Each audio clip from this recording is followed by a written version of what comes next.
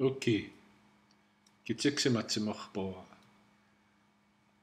is going to be part 2 of a 2-part lecture on the plants and animals' behaviors during the lunar cycle Aapistsisskitsaato, the flower moon. This is part of my Blackfoot Phenology course series, where we study the plant and animal behaviors year-round.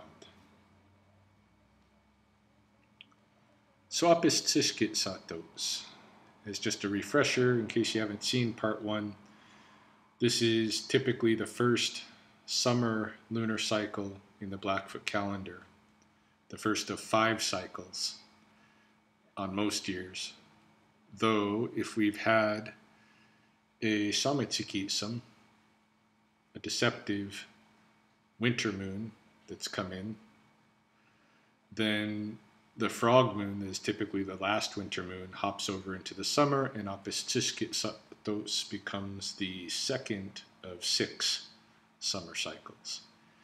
Either way, it lines up on the Gregorian calendar to whenever the first crescent of the new moon is shown in May, and then it typically carries to middle to late July, or June, sorry. So, Aapistsisskitsaato, and I believe in the first lecture I covered what behaviors I normally notice from some of the plants and insects, and we ended with the mosquitoes, Aotahkaaokayis, and some description of how the mosquito society, child's age grade sacred society, came about. And in this lecture, in part 2, I think I'm going to shift over and talk about mammals and birds and what they're doing this time of year, maybe a reptile as well.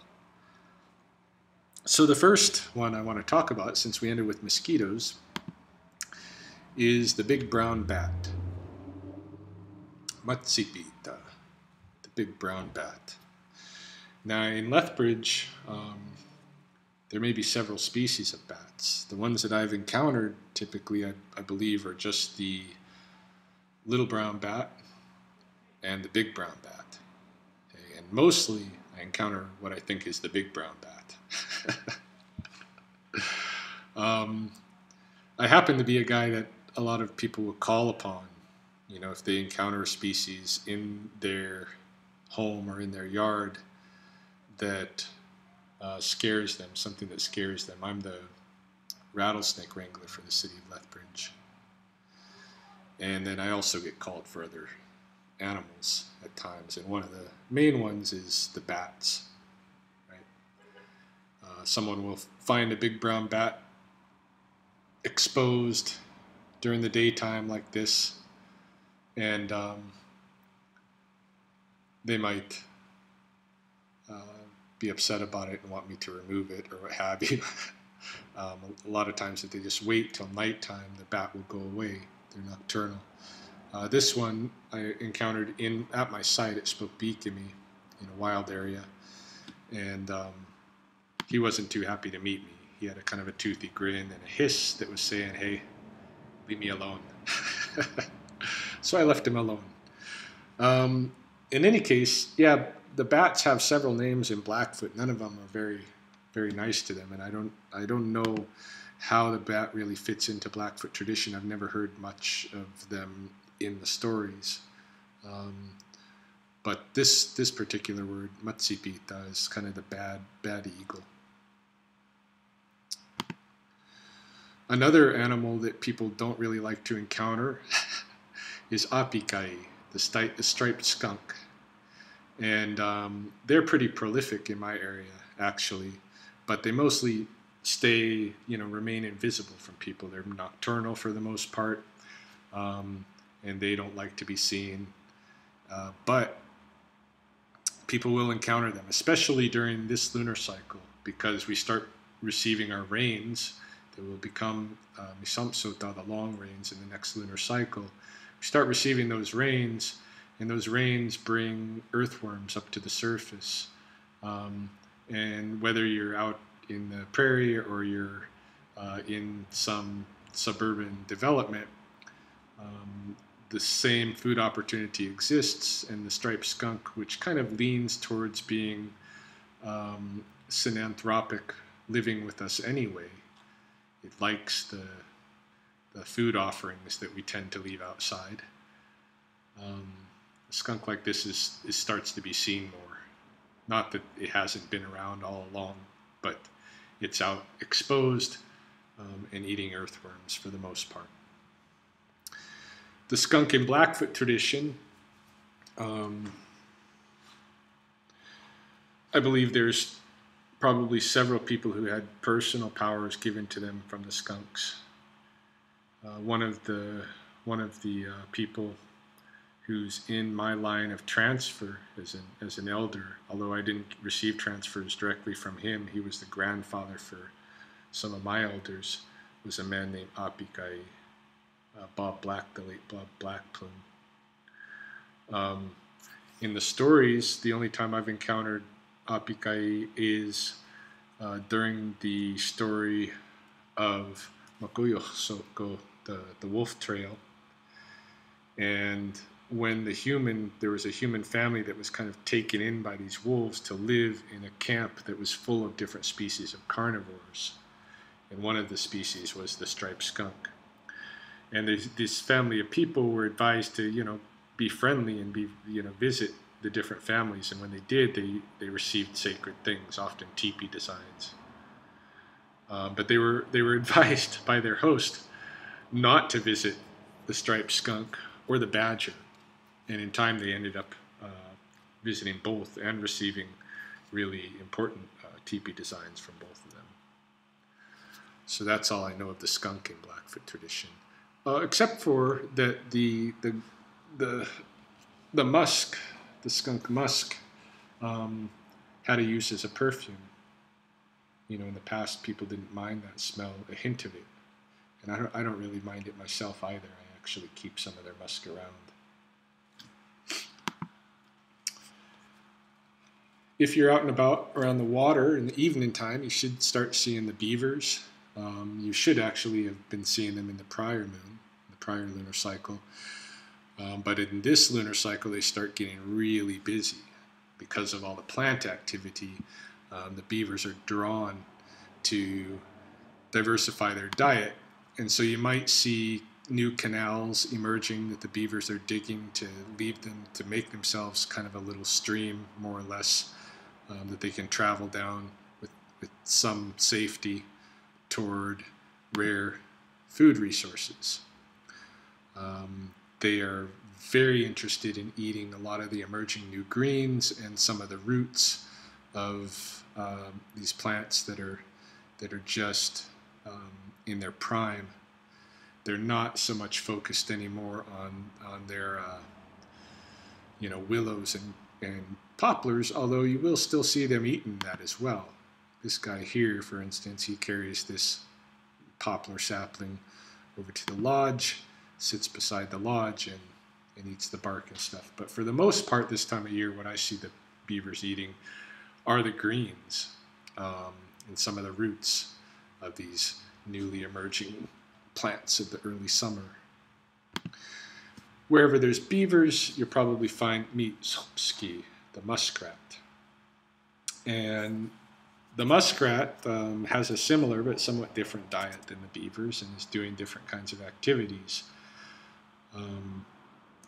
In Blackfoot tradition, the muskrat is really known for diving deep.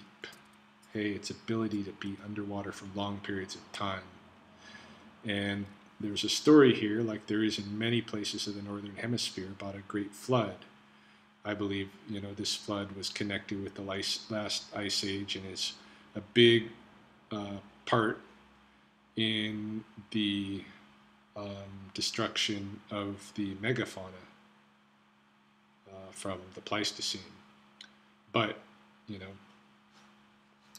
in any case, in Blackfoot tradition, there's a flood story. And Napi and a bunch of animals go up on top of Ninastako, Chief Mountain. And Napi starts sending animals down to try to bring up some clay, some mud from the bottom, from the earth. And he says that if they can bring some of that up, he can recreate the earth. And so he sends down different animals. I know the loon was one of them. I remember going down but not making it. Many of them die before they're able to get down to the bottom even. The muskrat, when it finally dives, I think it's the fourth animal sent down, it comes back up deceased, but in its claw it has some mud from the bottom. And so it's known as the deep diver, hey, and Napi is able to recreate the earth from this mud that the muskrat has brought up. So in Blackfoot spiritual traditions, the muskrat has that role of being able to go deep into a person and pull things out. And it's used mostly as a cleanser. Like sage is used as the cleansing for the outside, but muskrat is used for cleansing for the inside. And so it becomes a really high use aspect of the beaver bundle tradition, such that like my wife and I, we keep muskrats outside of our bundle. Even though they belong to the bundle, we keep them outside so that they're easily accessible for use for people that need to be cleansed inside of whatever might be ailing them. It's also used as during the Okan ceremony, the woman who is doing the fast for 4 days will borrow the muskrats from a beaver bundle, and when she's sweating and she needs to wipe sweat away, she'll use the muskrat to cleanse herself. So it's a cleanser, a spiritual cleanser. And out in the waters, what you'll see, what at least I see them eating a lot of, are the different roots and stems of, well, not the different, but the bulrush roots and stems. This is kind of a platform where muskrats go to do that, and you can see the bits of root that they're eating, mostly earlier in the season and into the previous moon. Actually, this behavior begins before we have a lot of green shoots that are new. Once we do, then the muskrat is plucking the green shoots and eating the bottoms of these shoots, which I've tried, and they're very good. They're very good, tasty. The new shoot root, they're the new bottoms of the new shoots.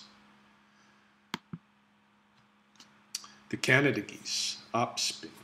The goslings are growing, and the families are mostly seen out with the goslings, usually on shore somewhere. If they can find a short grass area, they like to be able to have their heads above the grass, right? And so this is why they're very attracted to manicured lawns.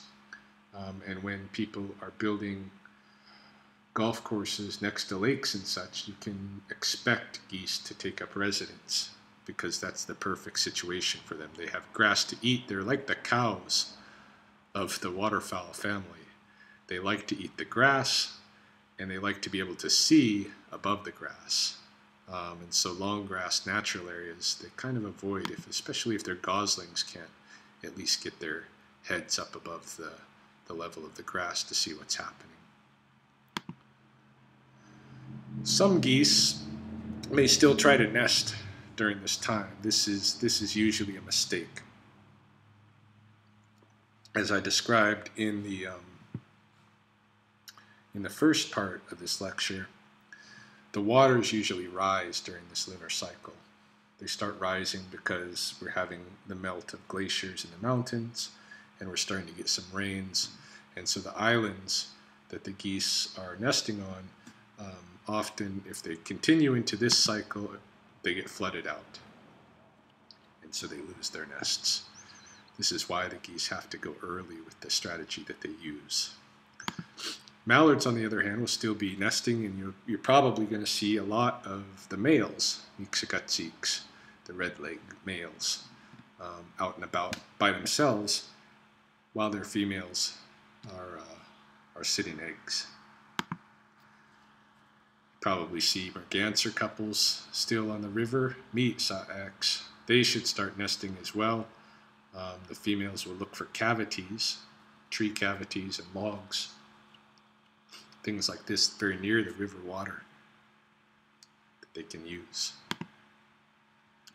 The northern shoveler, Apakovisa'ai. Apakovisa'ai means the wide-mouthed duck. This is a new name that the elders gave it, based on a study with the blood tribe elders that one of my students, Marietta Cropbeard Wolf, conducted. Apakovisa'ai. And they may be nesting at this time of year. I believe that they lay their nests near to, but outside the flood zone of prairie potholes. I definitely don't find their nests on any stretches of the river. Sikominniiwanii, the blue-winged teal, or the blue-winged duck in Blackfoot. This is another new name derived from the same study. The teals, the blue wings and the green wings, should both have their females nesting right now. The green-winged teal, its new name given by the elders is Sikominniiwanii, which means the green-winged duck. Ruddy duck. Find the males alone, just like all these others, so it suggests that their females are nesting. I don't see ruddy ducks at Sspopii, though they are in local bodies of water, some different kinds of lakes that are a bit deeper, I believe. Aapsspini, the redhead ducks. Redhead ducks should be nesting at this time, but their nest strategy is very different. They go right over the water. This is a redhead duck that I got to know very well. I watched her through several summer seasons, and I followed her nesting as well. So this is one of her nests. It's built in the reeds over the water, and it's built somewhat capable of rising and floating with as the waters become higher as we turn toward the flood season. This is her sitting her nest. I think this was actually the final year that she was at the pond. I could always identify her because you can see the white patch on the back of her head. That was distinctive. And this was her last year. I don't know what happened to her that winter, but she didn't come back.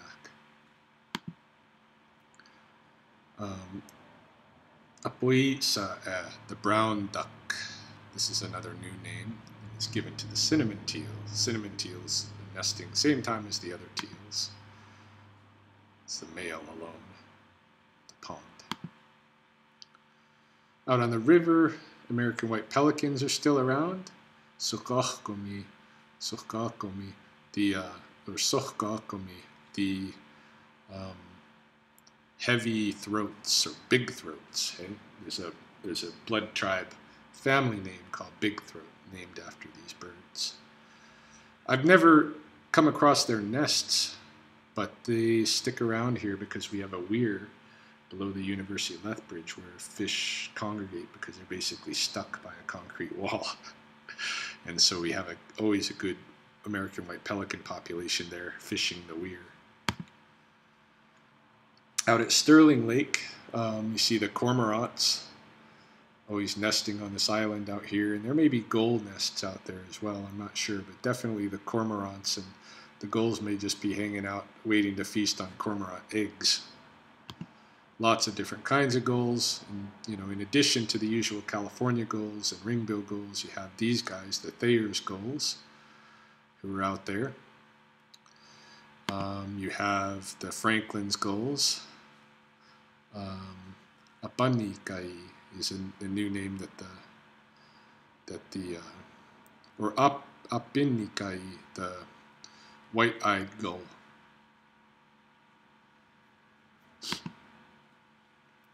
So dumps, the Wilson snipe, they will be, they should have been seen already doing their mating dances. You might see a little bit more of that, and then you'll come across nests. So they typically have 4 eggs. This one was just at 3 at the time that I came across it to photograph it. Similarly, the spotted sandpiper, Ipahtsikaawa'niiksi. Apahtsikaawa'niiksi. I'm not sure what this refers to. Yeah, I can't remember what this refers to. This is a new name for the spotted sandpiper as well, so I should be able to find this out. But at the moment that I'm talking into the microphone here, I'm not remembering. It might have to do with the way he moves, because he's going back and forth really fast all the time. But these guys are interesting. They'll be nesting this time of year as well. And with these guys, the female, once she lays her eggs in the nest, and again, it's like 4 eggs usually. This is one with 3 eggs and one that's just hatched. 4 eggs for most of these sandpipers. And yeah, she'll put the nest down, she'll lay the eggs in there, and then she departs. And it's the male who sits to incubate. And meanwhile, she goes off to find another husband and repeat the process. So she's just laying eggs for the beginning of the summer. And the males are sitting them and tending to the young ones. It's a cute little guy. I believe this is a baby killdeer. Another one that you might encounter right now. I think we talked about the killdeer during the last lunar cycle. One of the birds that we're seeing kind of returning into Blackfoot territory is the white-faced ibis. I don't know what the Blackfoot name for this bird is. However, what I find very interesting is when I see depictions of the thunderbird, Sikominniiwanii. It really looks like the old pictographs of thunderbirds really, to me, remind me of white-faced ibis. And you know, as far as the historical record goes, it appears as though white-faced ibis are moving north into Blackfoot territory, and some people are looking at that as a sign, an indicator of the global warming, this kind of a thing. But I think, you know, I got my own pet theory, and I got no evidence to prove this at all. I think this bird was always here. I think it's associated with the south, yes, and then therefore with the thunder, and it becomes a representative of the thunder. But I think it has come up here in the past, and that maybe at the time of all the devastation of our wildlife during the extermination of the bison, that this bird left for a while for whatever reason, and is now returning. Just like vultures are returning, and just like, you know, even magpies were gone for a while. Yeah. So, I don't know why the demise of the, you know, there's the gap in my thinking is why would the white-faced ibis be affected so much by the demise of the bison? But I think there's something that happened, and I think they're just making a comeback now. They only nest in a couple of places up here so far, by the way. Sterling Lake is one of them. It's the Sora rail. Aotahkaaokayis is his Blackfoot name. I rarely see these, but on occasion, they're related to the coots. On occasion, I'll find them at Sspopii. And these birds are said to kind of piggyback during the migration. They ride on the back of goose, of goose hosts. And this is one of the ways that in the old days, they say that the beaver men would have young people watching the skies during the migration and reporting which birds were migrating and when. And they'd always look with the goose, because you know, geese could just be flying to a different water source, or they might be actually migrating. And one of the ways that they told whether they were migrating was the distance and their height. You know, they should be flying high in the air if they're migrating, but some of that height has to do in Blackfoot science, they believe, with the temperature of the air too, so that a goose will fly lower if the temperature too high is too cold. But the sure sign that a goose flock is flying south for the winter is that they are carrying a sorrel rail on one of their backs. Here's the American coot, Paahpakssksissii. And they will be nesting during this time. During the previous lunar cycle, they should have already started their mating orgies.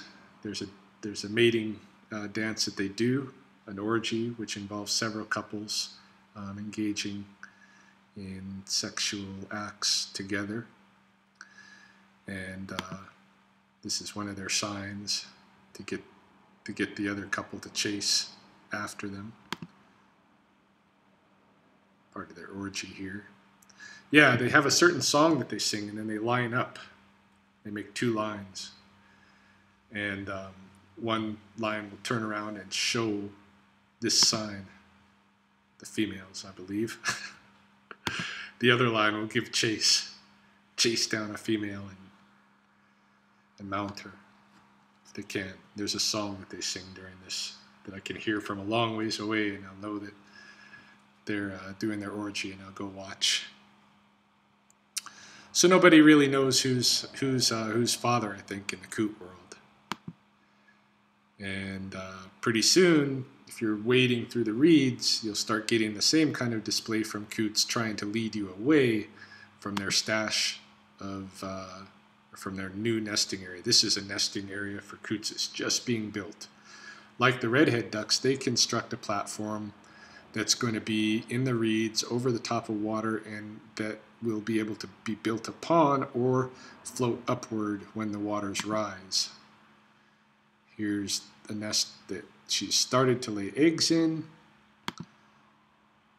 They got kind of this desert camouflage, you know, obviously is used to mimic the kind of the look of the old cattails, right, that it's nested in. This is a full-blown coot nest with all of its eggs. So they'll be sitting on these nests, and they'll take turns. The male and the female will incubate these nests, and while one is incubating, the other will be going out to collect food to feed the one who's doing the incubation. And then they'll take turns feeding one another while the other sits the eggs. Also nesting among these reeds, cattails, and bulrushes will be the red-winged blackbirds, Aotahkaaokayis, whose females have now followed them to the sites, and you'll notice them start collecting materials to build nests. This is how their nests look. They're a hanging basket within the reeds. And if they can, they get them above water, although sometimes if there's not enough space to do that, the yellow-headed blackbirds that are just slightly bigger than the red wings will kind of chase them out of the above water places. The above water is the most secure for them from predators, you know. And they should already start laying their eggs. Should start finding their eggs. And by the end of the lunar cycle, they should even be feeding their young. Here's a mother red-winged blackbird bringing her young what looks like a 7-spotted fishing spider, a damselfly, and a grub, a larva of some kind of moth or butterfly. Soiksina, the yellow-headed blackbirds, will be in the same areas and doing the same kind of nesting activity, although they'll be even better situated, like I say, above the water. They're going to choose the prime real estate because they have the size, just by a pinch, to force their way to it. This is what their females look like. And their nests, just like the red wings, are these cups, but they tend to use more the old, as you can see here, the old reeds themselves, rather than the kind of grasses and such that the red wings will use. Their nests look really nicely done inside. I don't know what that material is that they use on the very inside of that cup, but it's a nice sturdy basket material, and their eggs look different, as you can see from what the red wings look like.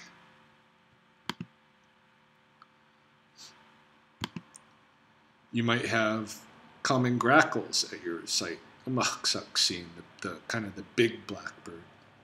There's a lot of them in Blackfoot territory. I don't see too many nesting at the pond, but in the region for sure.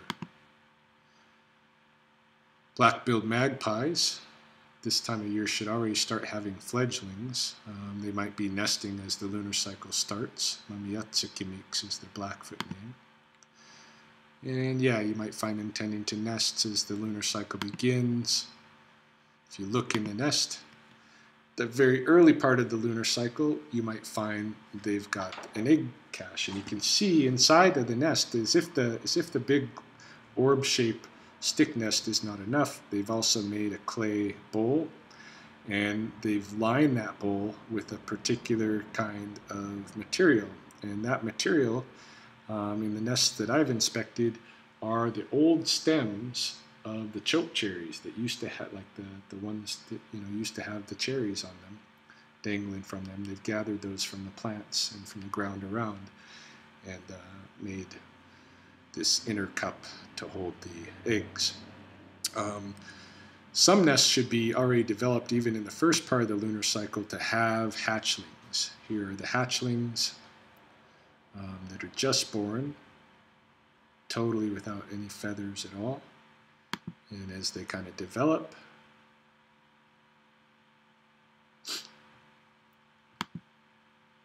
this is a nest actually that I believe a bird it was her first year. I knew this bird.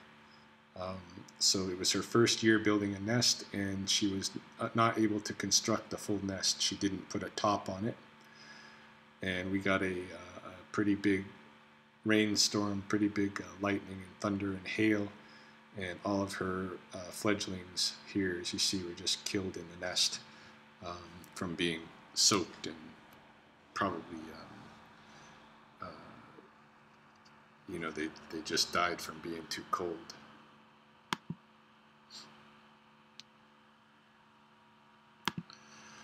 Other corvid fledglings, like this little young bluebird you should start seeing out, and crow fledglings. Among the American robins, they'll be nesting. Otahkaaokayis. Otahkaaokayis means the orange breast or yellow breast. This is a female. She's got a lot more of white on her breast. This is her nest. Again, it's very typical to have 4 eggs. Okay? Very typical to have 4 eggs. Robin's nest. This is kind of a weird robin's nest because most of them have clay bowls, okay? But this particular one didn't. I don't know why. Still worked out. And soon you'll see the robin fledglings on the ground going around eating food. A lot of times people mistake these fledglings. They'll find them in their they're approachable, and they'll think there's something wrong with the birds. So a lot of robin fledglings get picked up and taken to wildlife rehabilitation centers by people every year. Not only robin fledglings, but others, but robins is a common one. European starlings, Apakovisa'ai. Apakovisa'ai means across the ocean blackbird. And as you can see, this mama has a mouth full of worms that she's going to fly in and feed to her babies. She's using an old flicker hollow as her nest. You'll see the predators coming around. It's a Swanson's hawk, and he's being just absolutely dive bombed by a red-winged blackbird that's not going to have a predator in the area. Okay? Paahpakssksissii, the Downy woodpeckers, will be nesting as well, and the Sikominniiwanii, the northern flickers. All woodpeckers in the Blackfoot tradition have a similar quality that's celebrated, and that being their ability to dodge fast, to move fast around the sides of trees. And so warriors used to sometimes wear woodpeckers in their hair to war, especially the flickers, so that they would be able to dodge the arrows. It's a flicker coming out of her nest.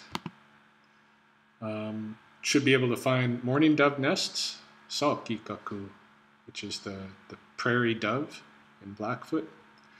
Mourning dove nests are really just kind of a very minimal platform of grass, just a flat platform that you'll find in the brush. They typically have 2 eggs. The tree swallows, Aapistsisskitsaato. This means the poplar tree swallows. They'll be nesting in old hollows made by Downy woodpeckers for the most part, Downies and Harrys.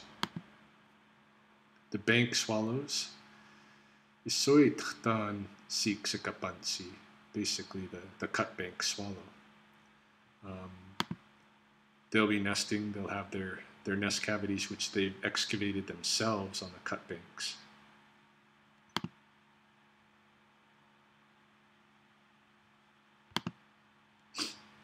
Sometimes I see a lot of white-crowned sparrows during this lunar cycle. Some years I don't. Similarly, the orange-crowned warblers come through when the poplar buds are out, and I'll see them in the treetops on some years, not others. All years I'll find yellow-rumped warblers. Otahkohpahsspii. Otahkohpahsspii. I know I'm butchering that. In Blackfoot, it's really referring to the yellow sides rather than the yellow rump. The elders who were recently renaming this bird didn't like the idea of talking about its rump. Otahkohpahsspii. Yeah, I think I'm butchering that. Here you see the yellow sides are more prominent anyway. We have common yellow throats that come through. I never find them nesting here. I don't think they stay, but I see them during this lunar cycle as part of the migration. Also, the yellow warblers come in. Apakovisa'ai. This is one of the 4 birds that was sent toward the sun to try to get tobacco seeds, but it wasn't able to make it all the way up. Came down a yellow bird where it had started off white. They nest at my site. They use a lot of the cottonwood seed in their nests. Find them looking for insects all over the place. Up on the coulee slopes more, some of the pads, I'll find lark sparrows, very brilliant colored sparrow. I've never found their nest, so I don't know what their behavior is in that regard. American red starts will pass through. None of them nest at Sspopii. One that does nest is the Northern Oriole, linohpinsovii. And I don't know what that name really refers to, but the Northern Oriole, these guys build a really delicate fiber nest bag way up on the top of the forest canopy. And so the males and the females come rapidly after one another if they don't come at the same time. And I start hearing the males doing their calling in this lunar cycle, and then at some point in the cycle it stops, and I know that they're up to their nesting already. Very brilliant bird, nice song. Sikominniiwanii means he's stingy with his berries. Eastern kingbird doesn't really even eat berries. This name might have really been tagged to the western kingbird, but now is confused with the eastern. I don't know. But eastern kingbirds, really what they do is they sit where they can see out a distance, and they look for little flying insects, and they catch those insects in the air.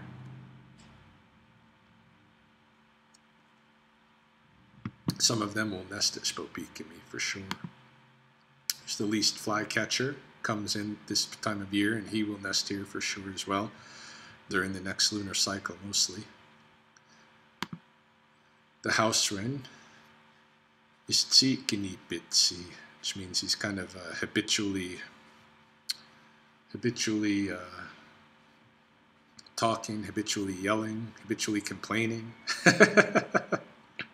chattering away. They'll be looking for little nest cavities from the woodpeckers to use for their nests. as well as in the neighborhoods. They'll look for little, if people have little box nests around, they might get visited by the house wrens. Hermit thrush. Don't see too many of these, but they're often confused with robin fledglings. They have a lot similar look. The gray catbird. Pookaa in Blackfoot. Pookaa refers to a child. And I think it's, same reason it's called a catbird. This is a mimic. He has a lot of different calls that he makes. You'll find them sitting and singing for half hour at a time. But in there's a really distinctive call where he says, "Owie, owie," and I think that's what people associate with cats and with babies. Okay, kind of crying, pitiful sound. They'll nest here as well, though not necessarily in this lunar cycle. They just kind of show up in this lunar cycle. I'll talk about them in others later. Miatsiks, the horn larks, they will be nested up on the prairies. They nest on the ground, and you'll find their little cup nests in the grass. Even though this looks big in this image, it's actually a very, very tiny little nest in the grass. Same areas of the prairie, this is prairie shortgrass area, you'll find the chestnut-collared longspur coming through. I don't think they nest, but they're on their migratory path. Vesper sparrows will nest here.